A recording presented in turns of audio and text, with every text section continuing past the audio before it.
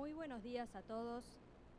Les damos la cordial bienvenida al Salón de Eventos Especiales del Palacio Legislativo. En esta oportunidad, la señora Presidenta de la Asamblea General nos ha convocado para realizar la presentación del anteproyecto de reforma integral de la justicia contencioso-administrativa, elevado oportunamente por la Comisión de Constitución y Legislación de la Cámara de Senadores a la Asamblea General. Se presentará también el texto ordenado del Tribunal de lo Contencioso Administrativo, de la autoría del profesor emérito de la Facultad de Derecho de la Universidad de la República, doctor Carlos del Piazzo. Agradecemos la presencia de las autoridades, legisladores y público general. Nos acompañan e integran la mesa la señora Presidenta de la Asamblea General, escribana Beatriz Argimón, el señor Presidente del Tribunal de lo Contencioso Administrativo, doctor José Balcaldi, la señora Ministra del Tribunal de lo Contencioso Administrativo, doctora Selva Clet, el señor Director del Instituto Uruguayo de Derecho Procesal de la Universidad de la República, doctor Gabriel Valentín, el profesor adjunto de Derecho Administrativo y coordinador de la carrera de Abogacía en la Facultad de Derecho de la Universidad de la República, doctor Miguel Pesuti, y el profesor emérito de la Facultad de Derecho de la Universidad de la República, doctor Carlos del Piazzo. Para dar inicio a la oratoria, escribana Beatriz Argimón.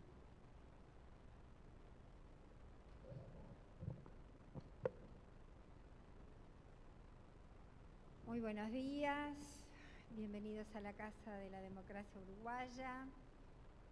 Bienvenidos y bienvenidas a todos ustedes que han seguido seguramente el proceso que insistentemente este grupo de especialistas han trabajado arduamente y conjuntamente especialmente con la doctora Jimena Pintos aquí en el Poder Legislativo, y que nos ha permitido, sin lugar a dudas, poder asumir la importancia de este anteproyecto de ley que ustedes hoy tienen y que en lo personal creo que es un gran aporte para nuestra tarea legislativa y que tiene que ver con recibir de primera mano este anteproyecto que ha sido no solamente elaborado, sino que ha sido discutido por quienes son primerísimos actores dentro de esta especialidad.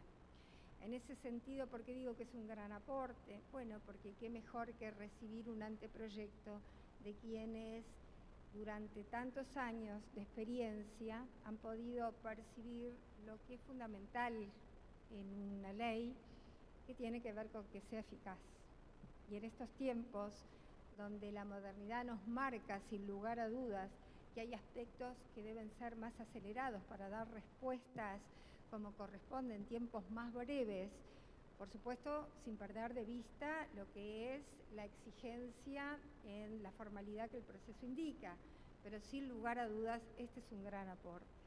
Es una legislatura que por suerte ha trabajado muy en consonancia con los distintos institutos de estudio de las universidades, que ha recibido aportes de primera mano de especialistas en las distintas ramas del derecho, por lo que realmente para nosotros es una gran satisfacción poder tener este anteproyecto. Vuelvo a decir, he sido testigo privilegiado del tiempo que llevó, de los debates que llevó, pero en definitiva creo que el resultado ha sido excelente.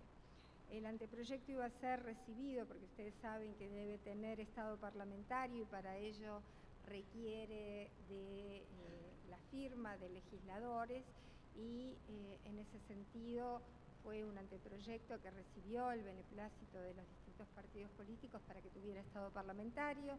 El martes pasado iba ya a considerarse en la Comisión de Constitución, Legislación y Códigos, pero fue un día donde se extendió el plenario de la Cámara en debates que teníamos dentro de nuestros puntos del orden del día, pero sin lugar a dudas el próximo martes esta comisión, que realmente tiene muchísimo trabajo, ha considerado este tema con la importancia que indicábamos. Así que ni bien ingrese y tenga estado parlamentario, no dudo en que los legisladores que ya tienen el anteproyecto van a darle a este proyecto la celeridad en esta Cámara porque nos resta la otra Cámara.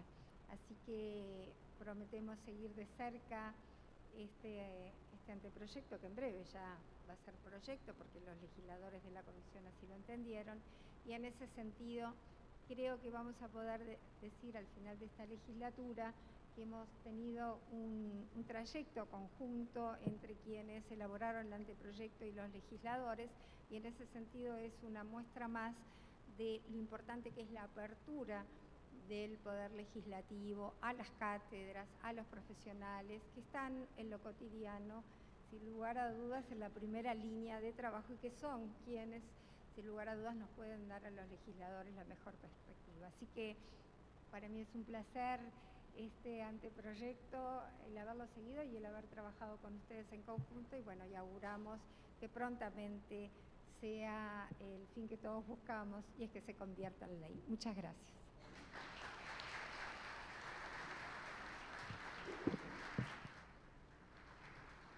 Muchas gracias, señora presidenta. Ahora invitamos a hacer uso de la palabra al señor presidente del Tribunal de lo Contencioso Administrativo, el doctor José Balcaldi.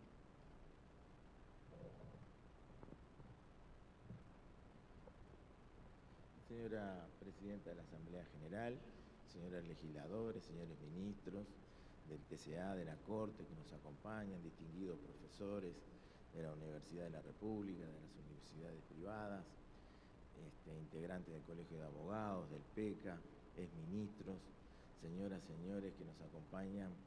Para mí en este momento es una grata alegría representar al Tribunal de lo Contencioso Administrativo, dándoles la bienvenida y agradeciéndoles la presencia, sobre todo para tratar este proyecto que, como saben, es una iniciativa legislativa que se ha trabajado muy intensamente por toda la comisión el año pasado, con un esfuerzo muy grande, con un consenso muy importante, que como todas las cosas sabemos que en este tipo de materias puede haber opiniones, puede haber divergencias, puede haber cosas para mejorar, pero sobre todo lo más importante es que se han puesto de acuerdo y han combinado para hacer un producto muy importante. Obviamente que le debemos el agradecimiento a los legisladores presentes y a los que se han ocupado muy especialmente de darle la posibilidad de tener iniciativa parlamentaria. Sabemos que es una legislatura compleja, complicada, corta, por el receso parlamentario, por el fin de la misma en septiembre, y es una verdadera distinción que nos hayan dado la oportunidad de tratar este proyecto, que es una ambiciosa esperanza que tenían todos los operadores de la justicia administrativa. Teníamos antecedentes antiguos, pero no habían sido puestos de manifiesto, no habían prosperado. En esta ocasión tenemos la esperanza de que así sea, así que vamos a escuchar a los distinguidos profesores que han trabajado en esta comisión y explicarnos más detalladamente todo esto. Yo solo les quiero robar 5 minutos para explicarle que todo lo que tiene que ver con la parte administrativa, el TC ha puesto lo mejor de sí desde octubre, noviembre, con dedicación, con esfuerzo de sus servicios, de sus empleados, de sus funcionarios, de sus técnicos, para poder hacer los concursos, los llamados para funcionarios, para defensores, para auxiliares, para choferes. Todo eso sabemos que era necesario, imprescindible que se realizaran a más tardar en febrero por las contrataciones públicas. Eso se realizó, tal vez con algunas expectativas que no se alcanzaron, pero con un esfuerzo muy importante de toda la gente del TCA que trabajó en ello. Bien, les quiero comunicar que lo más importante, se le dio más trascendencia y tiempo, esa designación y el concurso de jueces, que van a ser la clave de este desarrollo. Eso está en trámite, no se ha resuelto, pero se va a resolver y se van a tratar de capacitar y especializar y ayudar de la mejor manera posible para que esto se concrete a la brevedad. Una última expresión es que la parte administrativa se ha concretado, se ha alquilado un local que está muy cerca, es un muy buen piso, va a tener todas las características que nos han asesorado en el Poder Judicial para que sea un juzgado de tipo modelo, con buena iluminación, con buenas características, con todo lo necesario. Está todo en marcha, los contratos están todos más o menos en forma, la informática también está trabajando. La expectativa que tenemos es que esto se concrete en muy poco tiempo, no más de 6 meses esté todo pronto para poder hacer uso de las instalaciones y de las designaciones. En fin, y una acotación es que aprovechando esta oportunidad se ha hecho algo que nos pareció a los ministros y a todos que era imprescindible en el TCA, de mejorar la asistencia a los más desvalidos, a la Defensoría de Oficio, que tenía una crisis muy grande con una sola persona a su frente. Esto se ha podido corregir, tenemos más defensores, vamos a tener mejor horario de 10 a 18 horas para atender a todas estas personas que son las que más lo necesitan, y eso se va a concretar ya directamente los primeros días del mes de marzo. Ya están trabajando y todo eso se va a poner en práctica en el nuevo local con todas las mejores posibilidades los primeros días de mayo. En fin, no los quiero entretener más, lo más importante es escuchar a los profesores que nos van a ilustrar sobre lo que ha pasado. Y bueno, y no puedo menos que en este momento agradecer muy especialmente a la señora Presidenta de la Asamblea General por su dedicación, su esfuerzo, su voluntad por llevar adelante este proyecto que para el TCA es muy importante. Muchísimas gracias y dejamos a los profesores.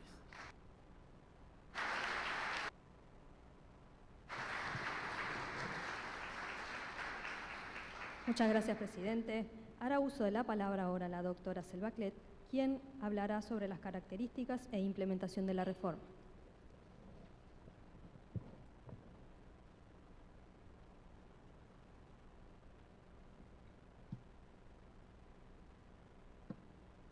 Buenos días, muchas gracias por acompañarnos. Me va a ser difícil hacer las invocaciones de estilo, las voy a dar por hechas por los distinguidos compañeros de la mesa que me precedieron en el uso de la palabra, la vicepresidenta, gracias a la presidenta de la comisión, doctora Bianchi, gracias a los compañeros del Tribunal de lo Contencioso Administrativo, a los compañeros de la Suprema Corte de Justicia, a los señores legisladores, a los profesores de la Facultad de Derecho. Bueno, paro por acá porque si no me consumo todos los minutos en eso. ¿Y por qué hago esta aclaración? Porque como para mí hoy es un día de celebración, la celebración se hace entre amigos, básicamente. También pueden ser unos círculos concéntricos un poco más distantes, pero las celebraciones se hace con la gente que uno aprecia. Y lo que yo he deducido desde el 13 de abril del 2023, que estuvimos en este mismo lugar, no sé si a la misma hora, pero estuvimos acá, cuando la comisión fue instalada por la señora vicepresidenta. Entonces, a casi el año venimos con buenas nuevas. Por eso para mí es un acto de celebración. Ese día asumimos, la comisión asumió, y también desde el punto de vista personal, yo asumí un compromiso respecto del cual hoy venimos a efectuar la correspondiente rendición de cuentas. Se cumplieron y se están por cumplir y están en vía de cumplimiento 3 etapas. Una, la creación de 2 juzgados letrados de lo contencioso administrativo. Se cumplió la realización de un anteproyecto de ley del Código de lo Contencioso Administrativo, que está totalmente terminado, firmado y presentado, y bueno, que de aquí a poco tendrá estado parlamentario bajo la forma de un proyecto. Y se cumplieron los pasos imprescindibles para realizar el concurso abierto para la provisión de los 2 cargos de estos juzgados mencionados. En todas estas etapas destaco, aunque ya lo hizo el presidente, pero las cosas buenas más bien hay que repetirlas. Destaco la participación de todos los funcionarios del Tribunal de lo Contencioso Administrativo, más allá de los asesoramientos externos valiosísimos para lo estrictamente académico o para el proyecto de ley más concretamente, destaco el aporte de los funcionarios de todos los escalafones, grados y jerarquías. Cada uno, acá está presente el sindicato del Tribunal de lo Contencioso Administrativo, efectúo un agradecimiento a través de ellos a todos los funcionarios porque cada uno a su manera, asumiendo el rol que le corresponde por la ley, los reglamentos, en fin, la Constitución, de allí para abajo todas las normas, están haciendo un esfuerzo y nos quedan meses de mucho trabajo. Por eso es muy bueno ver esta mezcla en esta conmemoración de los funcionarios de lo contencioso administrativo más de los profesores de la academia. El Código de lo contencioso administrativo asegura el acceso a la justicia y por ende a la tutela efectiva. La materia contencioso administrativa era la única hasta ahora que tenía su competencia absolutamente centralizada en Montevideo. La única materia, repito, porque parece que todo el mundo tenía acceso y eso no era cierto. Siempre pongo los mismos ejemplos. La Paz Colonia Piamontesa, de donde provengo, Guichón, que es de Paysandú y sigo, San Gregorio de Polanco, Cebollatí, en fin. El Uruguay no había sido, el Uruguay visto desde arriba como si fuera un mapa estático, tiene juzgados en todo el país, los juzgados de paz, tienen juzgados en todo el país, que abarcan todas las materias, menos la contencioso administrativa. Y eso es un paso histórico para el acceso y para la tutela efectiva. No tiene tutela efectiva quien vive en Rivera o Tranqueras, no importa, y no puede acceder porque es muy caro el pasaje, contratar el abogado, etcétera, todos los etcétera. Bueno, eso cambia porque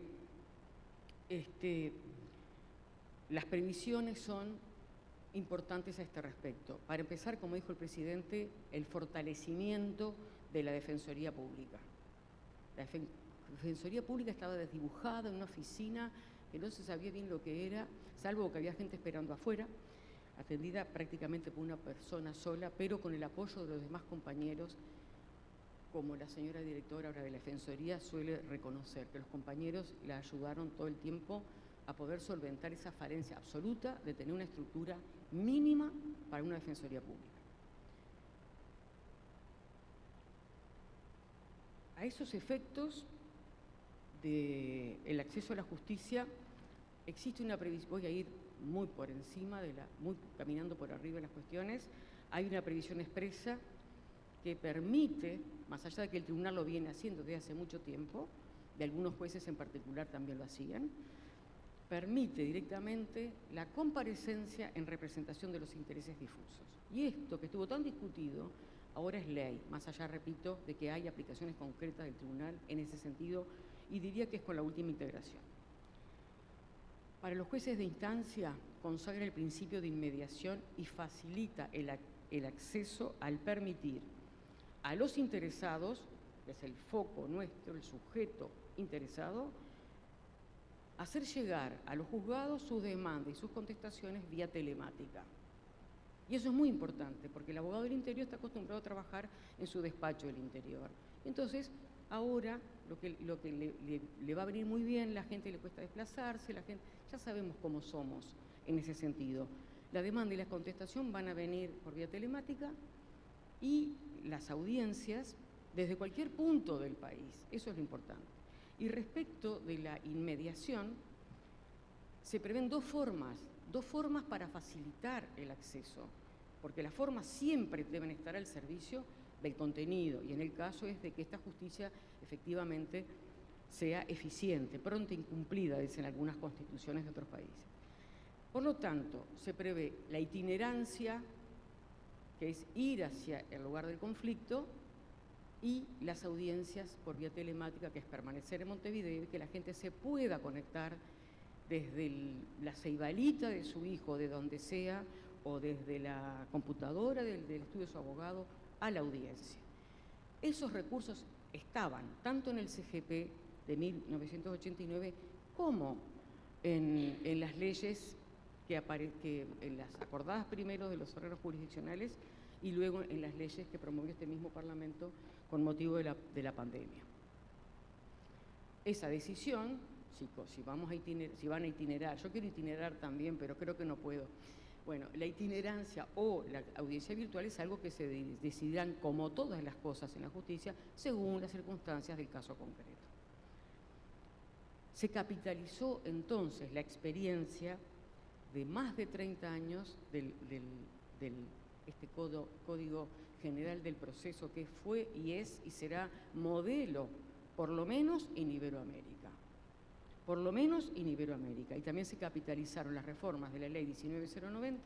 El año pasado cumplimos 10 años de esas reformas y fuimos a más todavía porque estábamos tan motivados que planteamos incluso decisiones que nos parecieron más idóneas o más adecuadas que las propias del CGP, por más respeto que le tengamos a ese código, respeto y cariño. Pero ya que podíamos hacerlo, se promovieron mejores decisiones que van a ilustrar entonces, van a ser la doctrina consagrada en la ley, algo que los que están usando el CGP de hace 30 años puedan, a las normas a las cuales van a poder acudir los jueces de instancia de la rama del Poder Judicial. Se hizo hincapié, por supuesto, en el cumplimiento de las sentencias con normas muy precisas.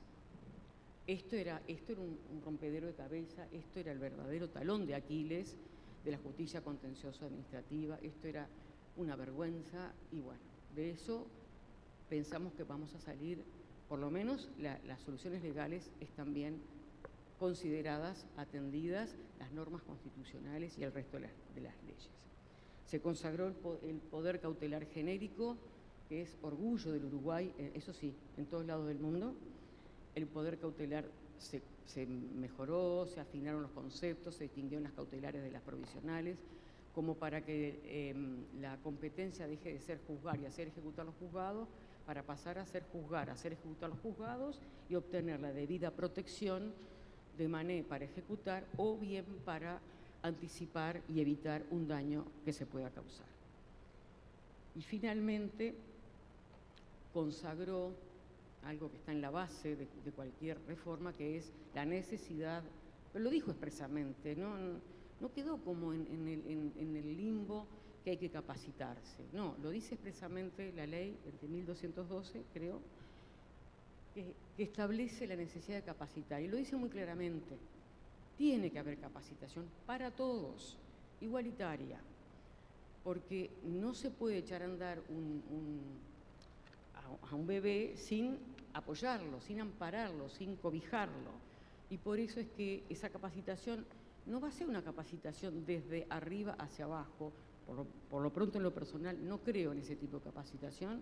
Siempre pienso en el grado, en el posgrado, o aún tratando de buscar la mejor forma de aplicar esta ley. Siempre he pensado y lo sostengo que la capacitación la enseñanza es un proceso de aprendizaje de ida y vuelta y se aprende muchísimo de las personas que supuestamente se están capacitando. Y por último, el concurso de jueces, están acá 2 dignos representantes y el tercero se excusó su asistencia, los integrantes del tribunal que va a establecer el orden de prelación para la provisión de los cargos. Así que, reitero, para mí es un acto de celebración, es casi un día festivo y me parece que estamos en un buen ambiente porque están mezcladas todas las edades, aparecen las ilusiones, aparecen las ganas de trabajar, aparecen las ganas de profundizar y bueno, lo más importante es que en ese día de fiesta encuentra a los poderes del Estado y al TCA unidos en este desafío, con la cabeza en las nubes y con los pies en la tierra. Muchas gracias.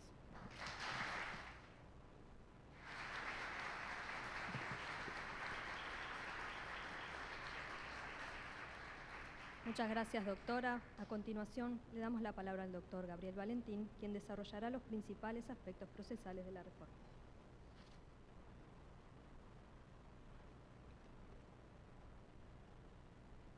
Bueno, buenos días a todos, a las autoridades presentes, también para aprovechar el tiempo, saludo genéricamente a todas las autoridades y académicos, funcionarios que nos acompañan en esta oportunidad. Saben que brevemente, todos lo sabemos, pero a veces es bueno recordarlo, la Constitución del 34 previó la creación del Tribunal de lo Contencioso, pero el tribunal no se creó. En el 42 se previó nuevamente, pero el tribunal no se creó. En el 52 el constituyente dijo, bueno, lo creamos directamente y la Constitución creó al Tribunal de lo Contencioso Administrativo. Y a partir de allí, el Tribunal de lo Contencioso Administrativo se convirtió en un sistema orgánico de justicia paralelo al sistema del Poder Judicial. Y el Tribunal de lo Contencioso se convirtió entonces en el otro órgano vértice del sistema de justicia, cosa que a veces olvidamos. Y decir que en Uruguay es como si tuviéramos dos grandes sistemas de justicia, el sistema general del Poder Judicial y el sistema de lo contencioso administrativo. Yo recuerdo siempre Torello, del que fui ayudante, que fue ministro tanto en la Suprema Corte como en el Tribunal de lo Contencioso Administrativo, destacaba la importancia institucional que tiene el Tribunal de lo Contencioso Administrativo dentro del sistema. A pesar de esa importancia institucional, en la organización del sistema, el tribunal siempre tuvo un trato distinto y siempre fue como una especie de, perdonen los señores ministros, no, una especie de cenicienta dentro de la organización del sistema. Si uno mira la organización jerárquica, no es acorde, el sistema orgánico y el sistema legislativo organizado no es acorde a su importancia institucional. De hecho, el tribunal arrancó con una conformación inicial, se designaron los ministros en ese año 52, no tenía ley, es decir, que funcionó con las disposiciones transitorias que preveía la misma Constitución del año 52 durante mucho tiempo, y después con el sistema básicamente del viejo Código de Procedimiento Civil, aquel sistema que Couture decía era desesperadamente escrito. Con ese sistema funcionó hasta hace muy poquito, con, por supuesto, algunas modificaciones y después la Ley Orgánica del año 84 que agregó algunas particularidades, pero su centro era el viejo sistema del Código de Procedimiento Civil. Hasta que se aprobó la Ley 20.010 después de muchísimos intentos de reforma que no voy a relacionar para no aburrirlos, pero fueron muchos, todos en definitiva quedaron en la nada, hasta que se aprobó esa Ley 20.010 que introdujo algunas pequeñas cosas que fueron importantes avances y previó la creación de esta comisión. Comisión que no es algo novedoso en nuestra historia institucional, es un paso más en la larga historia de colaboración entre la academia y el Parlamento. Yo he dicho algunas veces en comisiones, la doctora Bianchi se acordará que alguna vez lo he dicho, cuando hemos asistido, cuando uno habla con académicos de otros países, es inusual la cantidad de veces que el Parlamento en el Uruguay escucha a los académicos. Y eso es algo muy importante. Y en este caso no fue un trabajo solo de la academia, como decía la doctora Clet, la academia tuvo el grupo de docentes que integramos esta comisión, que provenimos de distintas instituciones, recibimos también de nuestras instituciones y también de distintos operadores, opiniones, comentarios acerca de qué era lo que había que introducir, en qué se podía mejorar. Y la discusión en la comisión fue una discusión, yo todavía hablando no me acordaba exactamente cuánto tiempo trabajamos, por suerte lo pusimos en la exposición de motivos, uno se va olvidando, pero estuvimos 6 meses todos los miércoles reuniéndonos a trabajar en esto, rigurosamente, semana por semana, avanzando en la discusión. Y muchos allí decíamos en esas discusiones que era prácticamente una discusión tan rica lo que aprendíamos en la discusión, porque no estaba la mirada solamente desde un ángulo, sino desde distintos ángulos. Y de esa discusión fue que surgió este anteproyecto de COE. Anteproyecto que tiene muchísimas, ayer repasaba, hay un montón de innovaciones pequeñas pero que son muy trascendentales. Varias de ellas las mencionó la profesora Clet, ¿no? Pero en primer lugar, arranca con una enunciación de principios que no tiene actualmente el sistema legislativo del TCA, una enunciación clara de principios que rigen o regirían, uno los que ya rigen en materia administrativa, que se vuelven a consagrar, y otro los que regirían, que ya rigen de alguna manera, pero que no están explícitamente consagrados en el sistema de lo contencioso anulatorio. Y así, por ejemplo, la universalidad del acceso al proceso, la garantía de la tutela jurisdiccional efectiva, la garantía de la imparcialidad, la buena fe, todo eso que conforma lo que llamamos la idea de debido proceso. Pero atención, no solo se consagran o se enuncian los principios, sino que después se van aplicando en distintas disposiciones, concretando esas ideas matrices que son los principios del anteproyecto. Entonces, para poner ejemplo, se habla de la justiciabilidad plena, de la universalidad del acceso, pero eso después se refleja en que se dice que todo acto administrativo puede ser procesable ante el Tribunal de lo Contencioso Administrativo. Todos, sin excepción, porque eso es lo que surge de la Constitución. Y se eliminan exclusiones que provenían del periodo de facto y que se fueron reduciendo poco a poco a lo largo del tiempo, y este anteproyecto elimina todas las excepciones. Todos los actos administrativos son procesables ante el Tribunal de lo Contencioso. Pero además, en esa misma idea de universalidad del acceso, se procura facilitar a través de distintas fórmulas el acceso de todos los interesados o involucrados en la decisión. El acceso de aquel que quiere que el acto administrativo sea anulado porque entiende que se perjudicó su situación, pero también del que puede estar del otro lado, ¿no?, que puede estar interesado en el mantenimiento del acto por alguna razón, como ocurre muchísimas veces en los conflictos que se plantean ante el Tribunal de lo Contencioso Administrativo. También se aprovecha las tecnologías de la información y la comunicación en distintos aspectos, como ya adelantó la profesora Clet. Primero, hay una regla general que está en el 77 que prevé la posibilidad de aplicar las tecnologías a todas las actividades procesales. Esto es una regla que en cierto modo ya existe, porque ya se había consagrado una ley para el Tribunal de lo Contencioso Administrativo que habilitaba la posibilidad del uso de la tecnología. Pero después, además, se regula expresamente, de nuevo, aplicándolo en distintas soluciones. Ejemplo, presentación de escritos a distancia, como decía la profesora Clet, que se pueda, algo que ocurre hoy en los sistemas de justicia prácticamente en todo el mundo, ¿no?, y que en Uruguay no lo hemos logrado. En eso sería muy importante, si el tribunal lograra implementar esto, sería una avanzada muy importante. La posibilidad de realizar audiencias mediante videoconferencias, que ya mencionó la profesora Clet, la posibilidad de que se realicen comunicaciones entre organismos por medios también digitales o electrónicos, oficios, exhortos. Eso significa una abreviación extraordinaria, las notificaciones que ya se hacen actualmente en forma electrónica, pero incluso que el expediente entero sea digital.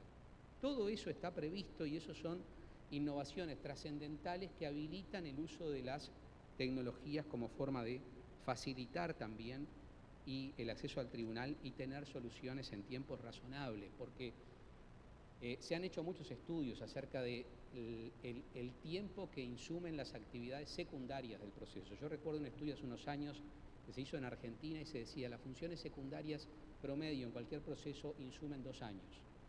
Y eso no es razonable en ningún sistema de justicia. La secundaria, no estamos hablando de lo principal, de la presentación del reclamo de las partes, las audiencias, las decisiones, son las actividades secundarias. Y el usar la tecnología para eso nos puede ayudar mucho.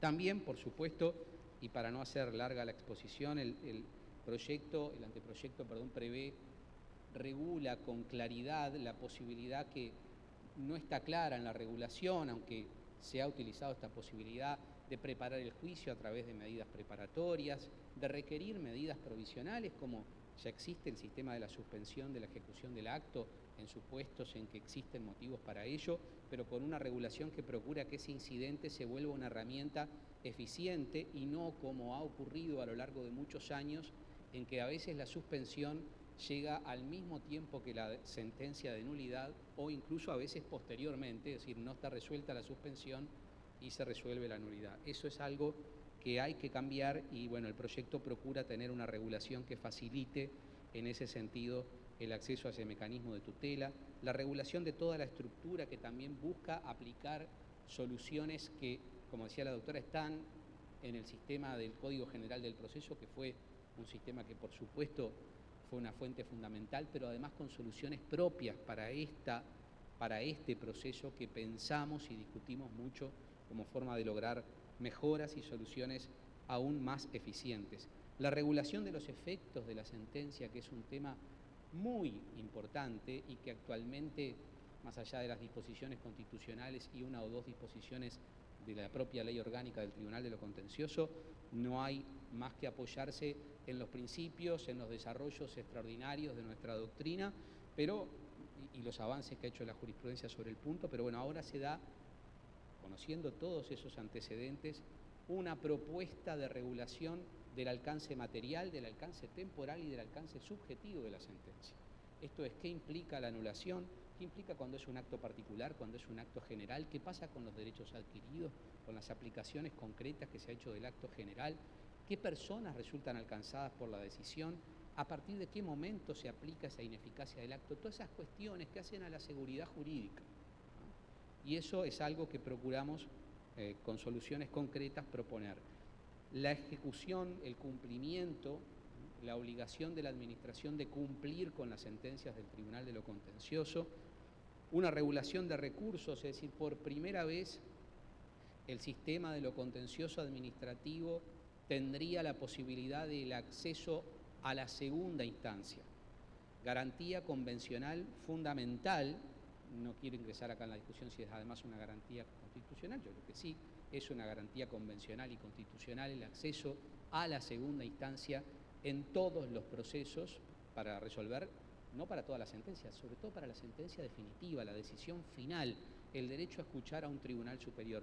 Y eso se garantiza creando órganos inferiores, con el tribunal como órgano de alzada en esos casos, pero reservando algunos casos institucionalmente más importantes, como son la anulación de actos generales, al propio Tribunal de lo Contencioso Administrativo, ahí sí, en única instancia. Es decir, se procura un balance, también se consagran casos de única instancia para los juzgados letrados, casos mínimos, que fue una concesión que se hizo para tratar de que en esos casos existiera una solución en tiempos más razonables. Para terminar, todos los códigos, hace algunos años, todos los códigos que se aprobaron en el Uruguay se habían aprobado en dictadura. Todos. El Código Civil, el Código de Comercio, el Código de Procedimiento Civil, el Código de Instrucción Criminal, todos los códigos, hasta que se empezaron a aprobar, parecía que no podían aprobarse códigos en democracia, hasta que se empezaron a aprobar códigos en democracia. El ejemplo más sentido por nosotros es el Código General del Proceso, porque en él estuvo involucrado no solo la academia, sino un académico que dirigió todo ese proceso y que lo impulsó fuertemente, que fue el profesor Enrique Tarigo, en esa época vicepresidente de la República. Pero poco a poco se fueron aprobando, y hoy el único código, porque la ley orgánica del Tribunal de la Contencioso es un pequeño código, aunque deficiente, del sistema de la Contencioso Administrativo, que sigue siendo un código de la dictadura, es el código que regula lo contencioso administrativo de advocacia. Entonces, esta reforma, si se aprobara, es un mensaje institucional muy importante, no solo por la propia importancia institucional a la que me refería al principio del sistema de lo contencioso administrativo, sino por el mensaje de que nuevamente se aprueba un código en democracia y un código que refiere justamente a aquellos conflictos en que el Estado es parte. Muchas gracias.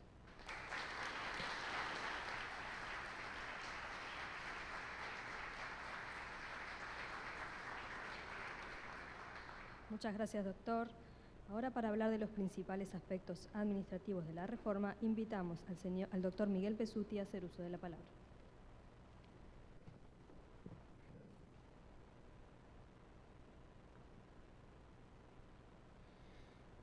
Señora Presidenta de la Asamblea General, señores magistrados, señores legisladores, autoridades, colegas, amigos con los que nos cruzamos en casi todas las actividades académicas y profesionales, como dijo la doctora Clet, es un día de celebración. No puedo sino agradecer y comenzar por hacer una referencia muy puntual a un evento que sirve de disparador para que nos encontremos, y que es la publicación del texto ordenado por parte del profesor Del Piazzo, de las normas que hasta ahora nos siguen regulando, una herramienta indispensable para poder comprender la trascendencia de los cambios que estamos proponiendo.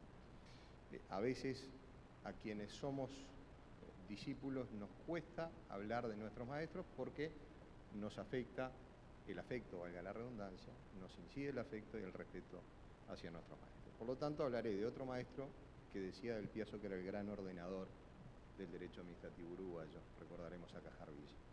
Y también Cajarville me dijo algo en una reunión que el profesor Del Piazzo creo que no sabe esta anécdota, pero poco tiempo antes de fallecer Cajarville agregó que no es solo ordenación, sino que además en esta charla que tuvimos de café, Cajarville me contaba que un profesor le dijo en la universidad que ese otro profesor había decidido ser solo profesor de alumnos brillantes y que los que alcanzaban, alcanzaban. Y Cajarville terminó la frase diciendo, bueno, Del Piazzo fue su alumno. Con lo cual, el reconocimiento al orden y a la brillantez del trabajo realizado con la metodología que siempre a todos quienes nos metemos en este mundo caótico del derecho administrativo, plagado de normas y de reglamentos dispersos y a veces contradictorios, nos vemos necesitados de este tipo de material. Voy a tratar de utilizar los 15 minutos que tengo atribuidos sin ingresar en la prórroga que me prometieron de 45 minutos. 3 aspectos me gustaría tratar hasta donde lleguemos. El primero, ¿cuál es la importancia de un proyecto de esta naturaleza? En segundo lugar, un breve resumen de los antecedentes que ya algunos de los colegas incursionaron. En tercero, un señalamiento de los lineamientos administrativos más importantes.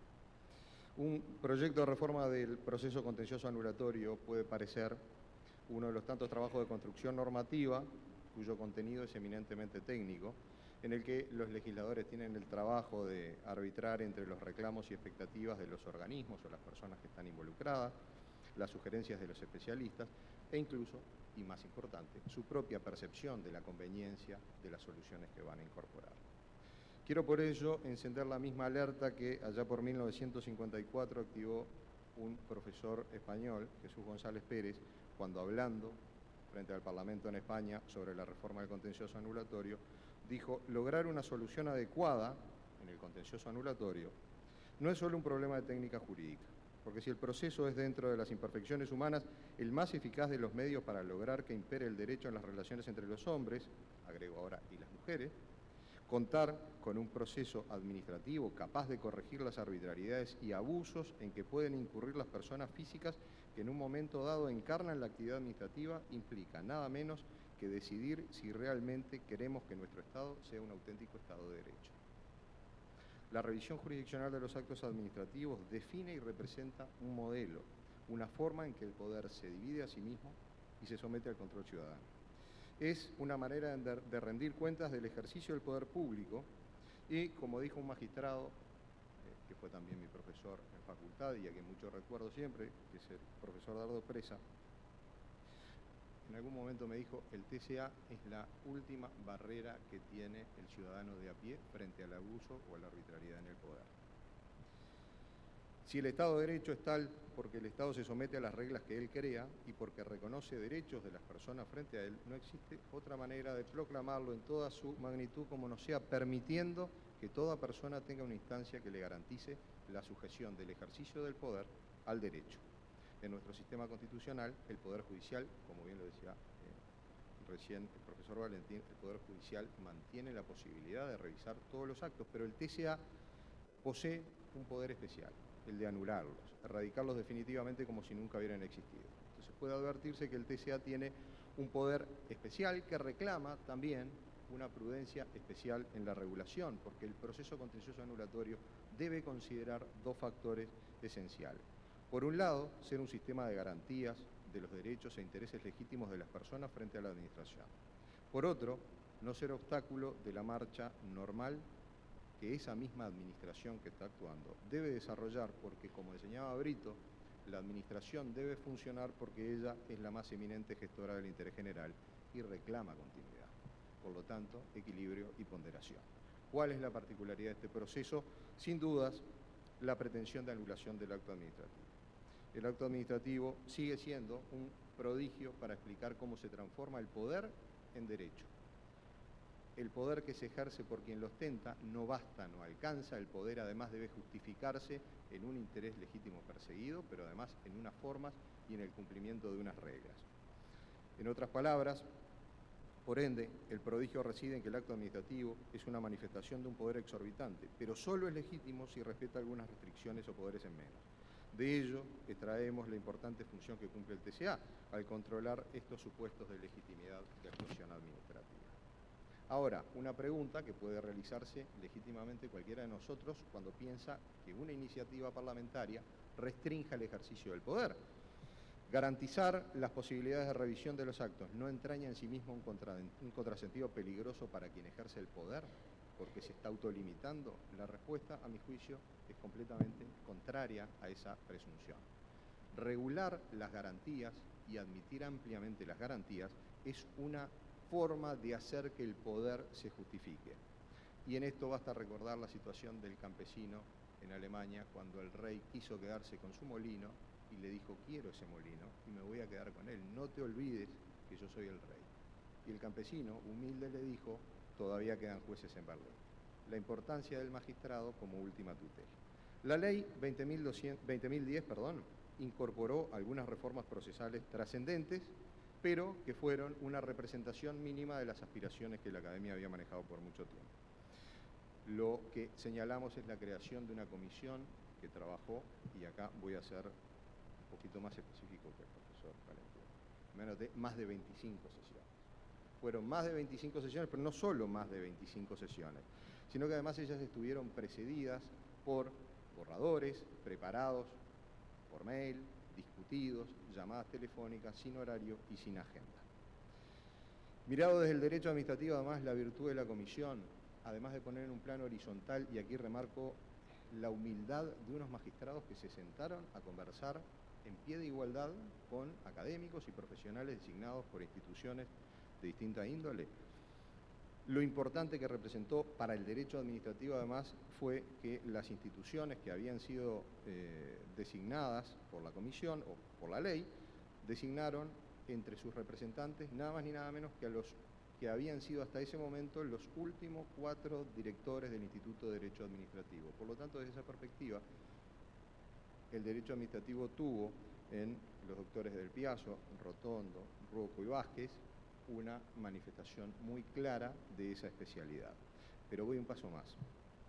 En las discusiones, en los debates, no solo estuvieron quienes redactaron.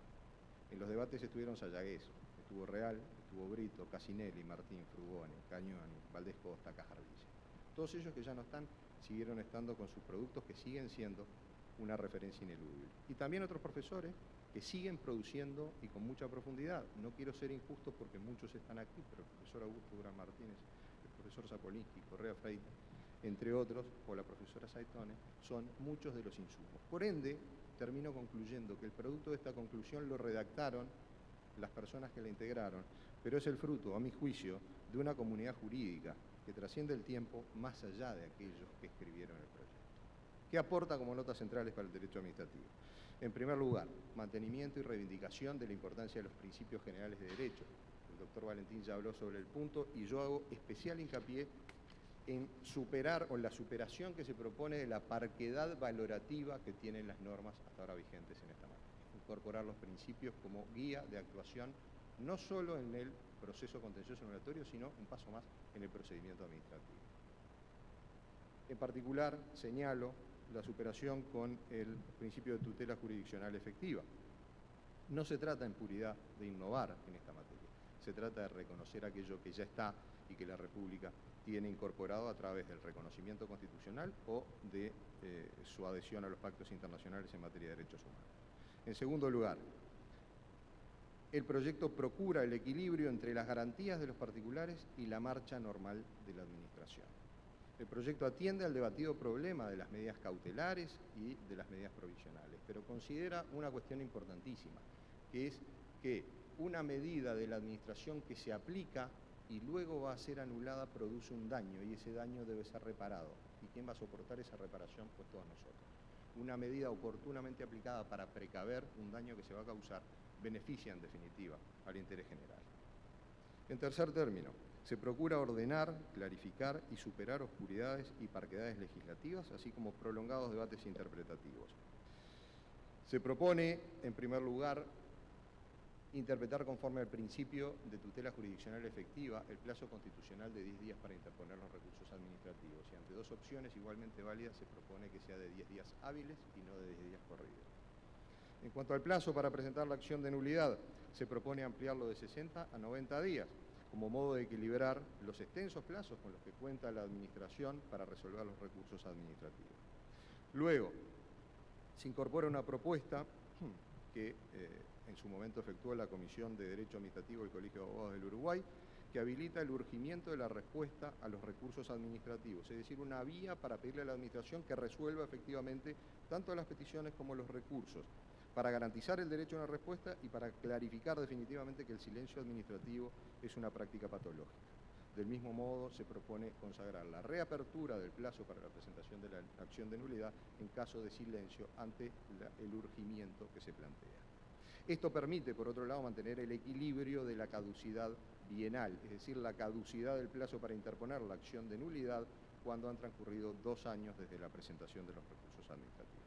En tercer lugar, se aclaran las disposiciones que establecen el cálculo de plazos previstos para la resolución de las peticiones y los recursos, cuestiones que han generado debates interpretativos, incertezas para plazos breves como el de 10 días e incluso alguna discrepancia en los votos en las sentencias del Tribunal de lo Contencioso Administrativo. En cuarto lugar, se clarifica la regla de principio y en esto reafirmo lo que dijo el profesor Valentín. Todos los actos administrativos son pasibles de juzgamiento por el TCA, superando exclusiones, y agrego, que no provengan del propio texto constitucional, como el caso del artículo 198. Se excluye en la propuesta la imprecisa categoría de los actos regidos por el derecho privado, aspecto en el cual el tribunal analizará o no la procesabilidad de los actos. En quinto lugar, se mantiene la situación de los terceros beneficiarios por el acto revocado, permitiéndoles impugnar directamente, pero se agrega que si ellos hubieran optado por recurrir, se le abre a la Administración la posibilidad de resolverlo y con esto se mantiene el equilibrio y la garantía. Finalmente, se regulan las relaciones entre la acción de nulidad y la acción reparatoria, tema ampliamente debatido en la jurisprudencia, esto en el artículo 51 del proyecto.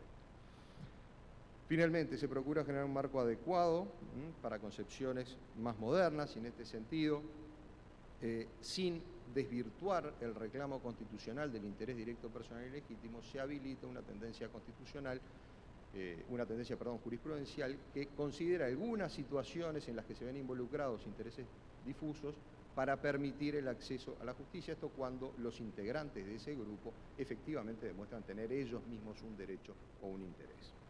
Luego, en segundo lugar, se regula de manera más detallada la situación de los terceros, habilitando su participación, y hago especial hincapié en lo último que manejaba el profesor Valentín, los efectos del fallo, cuestión ampliamente debatida respecto de cuáles son las reglas que se siguen cuando el tribunal aplica con efectos generales y absolutos.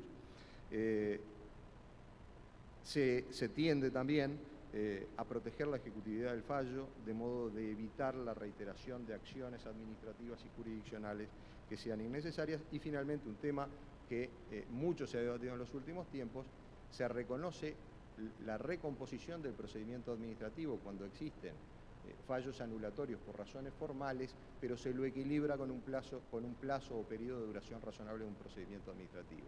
Por ende, la Administración solo podría, en una ocasión, proceder a formular una recomposición de un procedimiento administrativo que hubiera sido previamente anulado. En resumen y a modo de colofón, la reforma de un proceso de esta naturaleza implica emprender un camino plagado de dificultades. No es nueva la preocupación de la academia ni los reclamos a los legisladores, lo sabemos. Muchos de nuestros maestros podrían haber tomado las palabras que Santa María de Paredes, tomó otro profesor, parece que todos los reclamos eran al Parlamento español, pero este es más antiguo, es de 1887, y decía: debemos unirnos todos para sacar lo contencioso administrativo de la lamentable situación en que hoy se encuentra. No adhiero a esta idea y ahora les explico. Si no lo hacéis, sobre vosotros caerá la responsabilidad. Nosotros habremos cumplido con nuestro deber y cuando menos tendremos la gloria de haberlo intentado. Afortunadamente no sentimos la necesidad de replicar estas palabras como una situación actual, sino como un antecedente de las necesidades y la histórica oportunidad que tenemos de realizar la tarea que hemos emprendido. No estamos a por la labor de exigir preocupación de nuestros legisladores, porque ya lo demostraron en 2 ocasiones, creando la comisión y aprobando las reglas que han sido aprobadas en la Ley 20.212.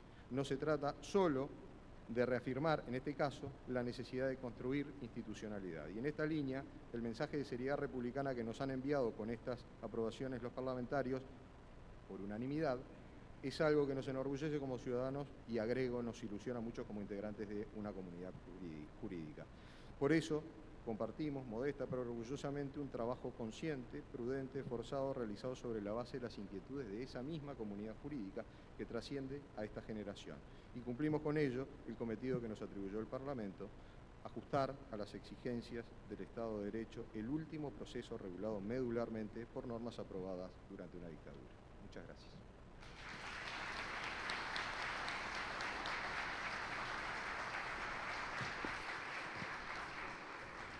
Muchas gracias, doctor.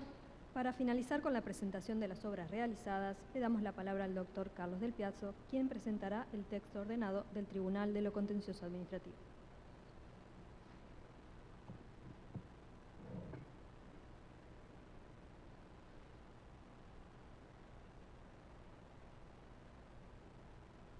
Queridos amigos, voy a ser muy breve para dar colofón a este acto que tuvo como disparador la presentación del texto ordenado del decreto ley 15.524, pero que nos pareció a todos que debía tener como protagonista al proyecto de código del anteproyecto, en rigor de código del que se ha estado hablando y que aparecen reflejadas en estas dos publicaciones que están encima de la mesa.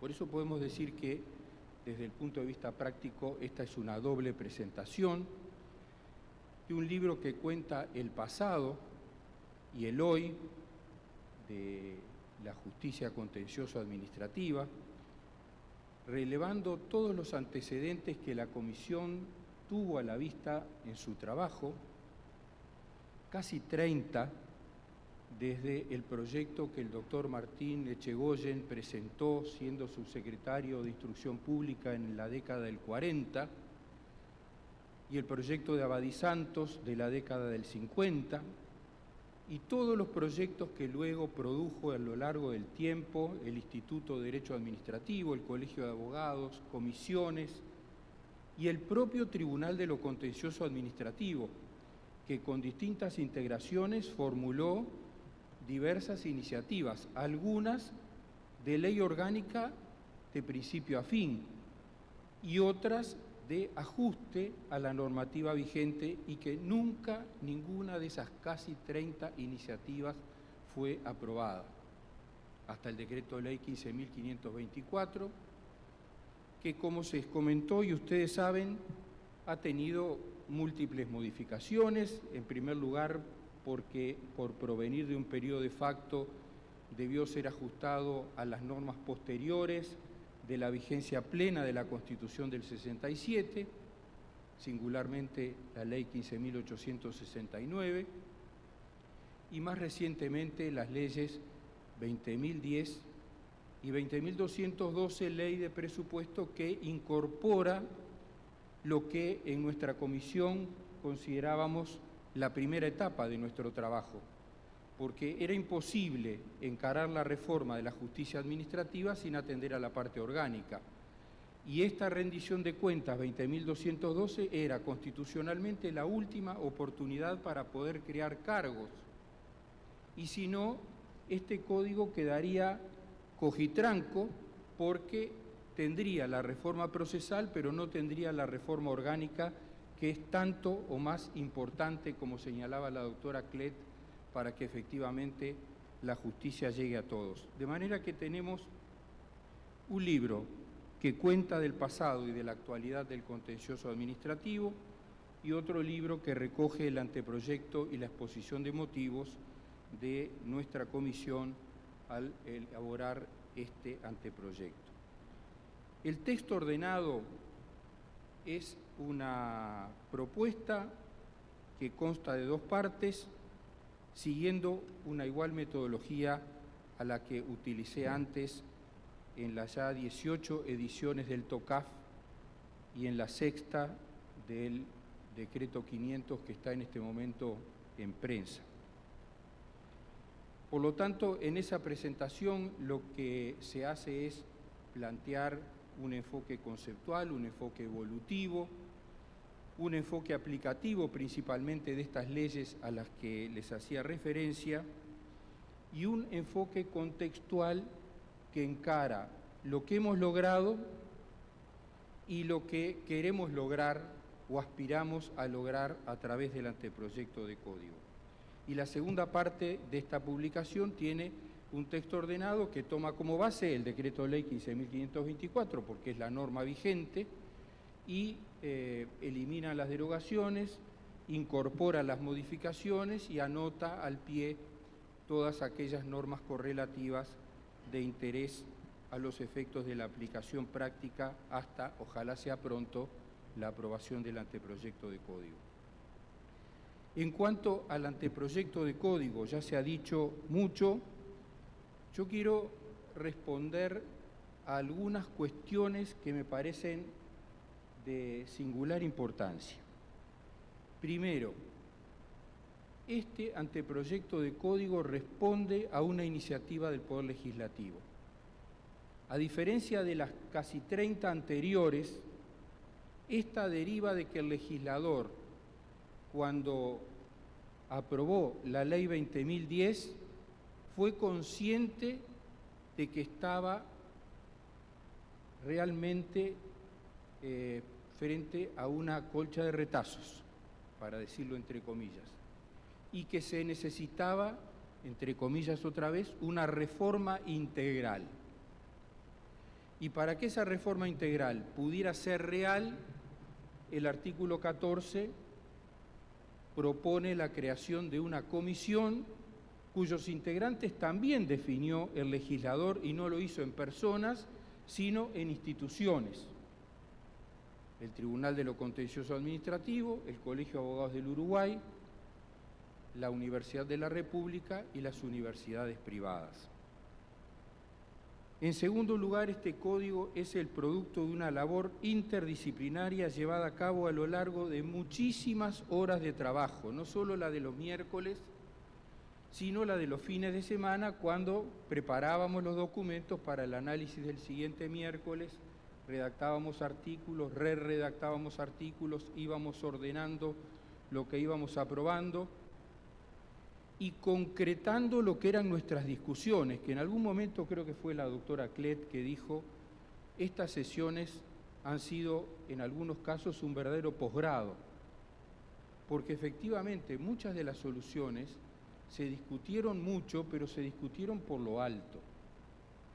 Y si bien partimos de puntos de vista muchas veces muy diferentes, alcanzamos, acá están todos los miembros de la comisión y los alternos que lo pueden ratificar, alcanzamos altísimos consensos, porque muchos nos bajamos o nos apeamos de algunas posiciones, otros fueron condescendientes con determinadas posiciones, y eso permitió, yo creo que el mejor producto posible, que es el del consenso. Además, las instituciones que designaron a los integrantes de la comisión, me excluyo, eligieron realmente a los mejores.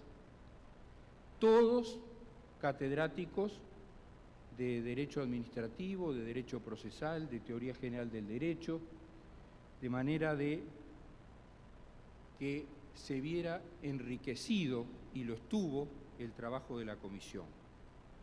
Se relevaron no solo todos los antecedentes nacionales que referí, sino que tuvimos en cuenta múltiples antecedentes comparados, compatibles con la realidad de nuestro régimen constitucional tan peculiar en la regulación de la justicia contencioso-administrativa como un poder judicial paralelo.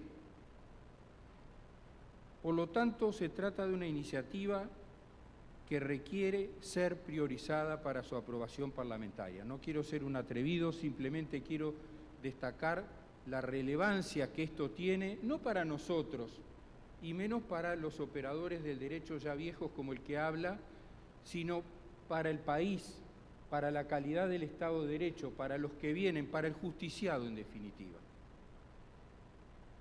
Tengan la seguridad de que esta es una obra humana y por lo tanto, como toda obra humana, es perfectible. Pero tengan la seguridad también de que es lo mejor que pudimos lograr. Hicimos cada uno el esfuerzo de poner lo mejor de cada uno para lograr este producto. El próximo 13 de abril, como se ha recordado, se cumplirá un año de la instalación de la comisión en este mismo recinto. Durante el año transcurrido se trabajó muy arduamente.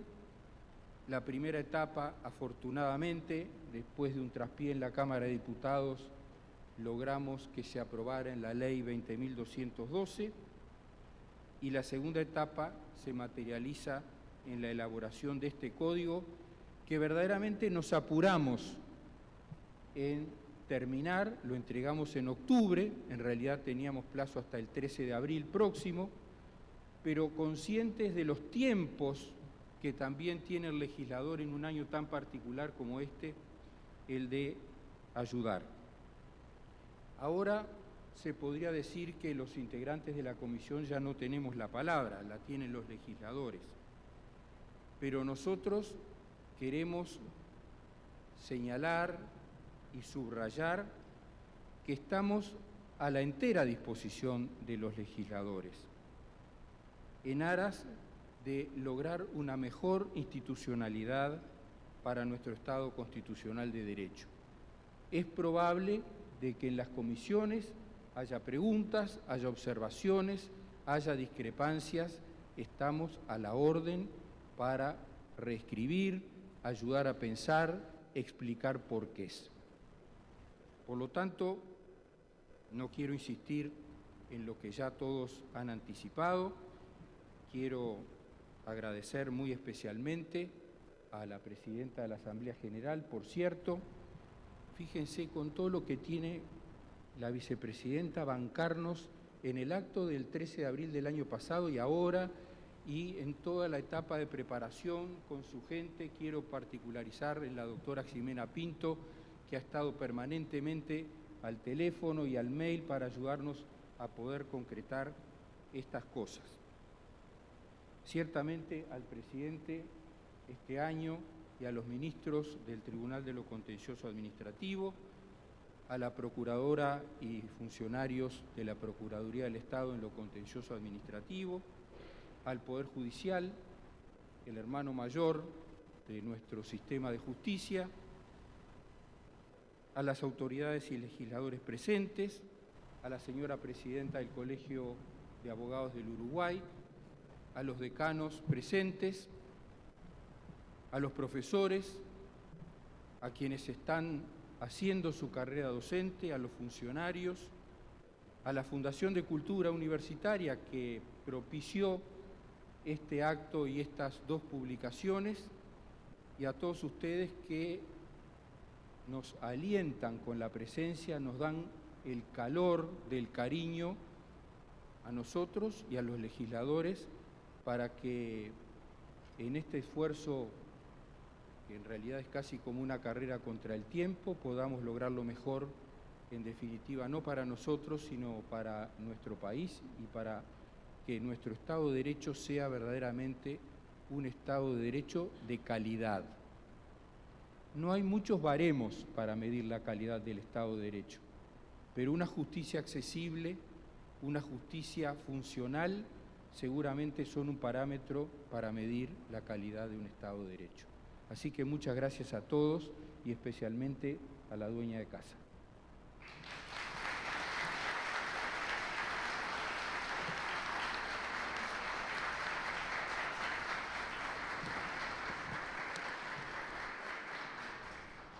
Muchas gracias, doctor. Muchas gracias a todos por hacerse presentes en esta instancia. Muy buenas tardes.